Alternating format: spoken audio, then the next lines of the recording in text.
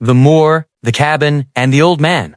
Two young women, Charlotte Charlie and Eleanor Ellie, got completely lost while trying to navigate the vast Dartmoor moorland on their way towards Exeter.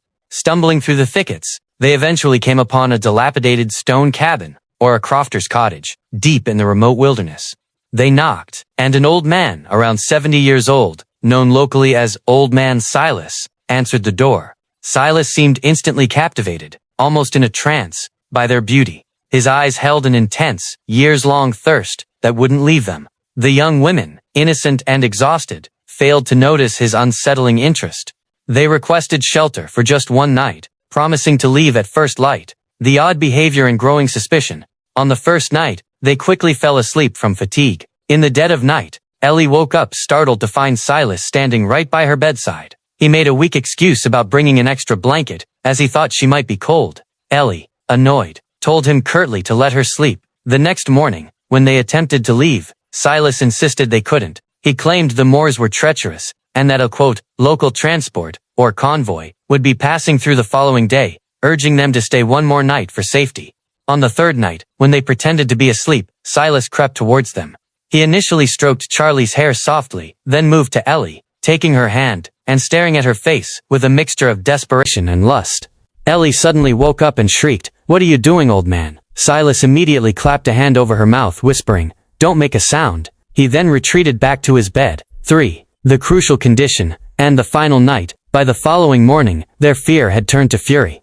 Ellie confided in Charlie, saying, "His eyes are very strange. I'm starting to get really worried. He tried to touch me last night." They were now convinced he was deliberately holding them captive. As they tried to leave, Silas blocked their way.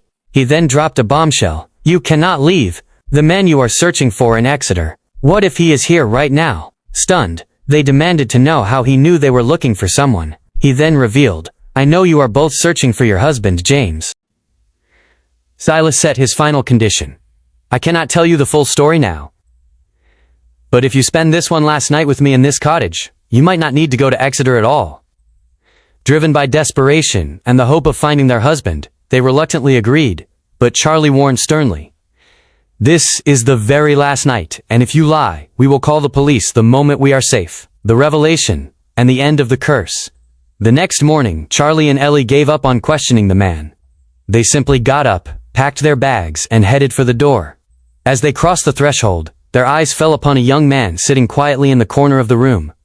He had a serene, noble face and wore a clean white shirt.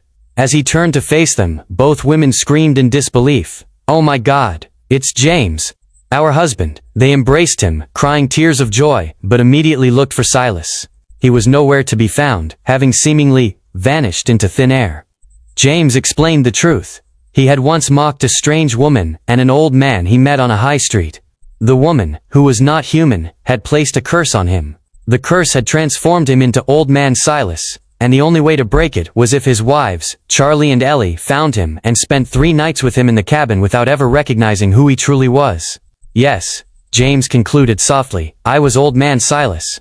All my strange actions and the lies about the transport were just me trying to fulfill the conditions of the curse to get back to you." Their true love and purity of heart had finally broken the spell, allowing him to return to his original form.